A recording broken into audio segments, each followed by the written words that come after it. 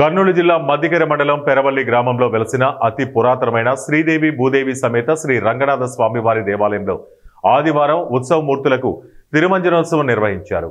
దీనిని ఆషాఢ శుద్ధ ఏకాదశి, హరివాసన ఏకాదశి, పెద్ద ఏకాదశి అని కూడా అంటారు.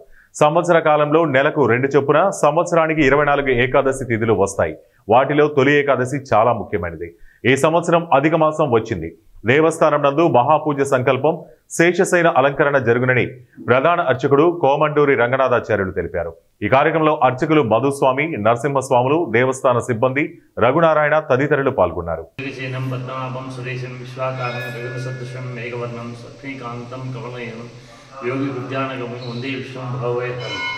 కర్నూలు జిల్లా మద్దికెర మండలం పెరవల్లి గ్రామంలో వేయించేసిన శ్రీ రంగనాథ స్వామి దేవస్థానం నందు వైష్ణవ క్షేత్రం ఈ దేవస్థానం నందు రేపు అనగా 6/7/2025 ఆదివారం ఉదయం 9 గంటలకు శ్రీ రంగనాథ స్వామి దేవస్థానం నందు శ్రీదేవి భూదేవి సమేత శ్రీ రంగనాథ స్వామి ఉత్సవమూర్తులకు తిరుమంజనోత్సవ కార్యక్రమం జరపబడును.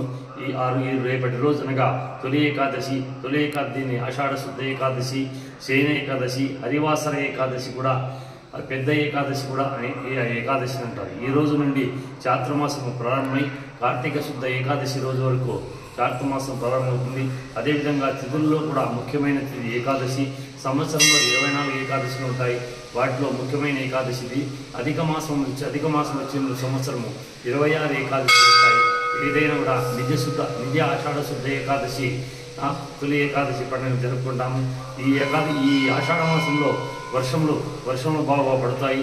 ముహూర్తాలు కూడా ఉండవు కాబట్టి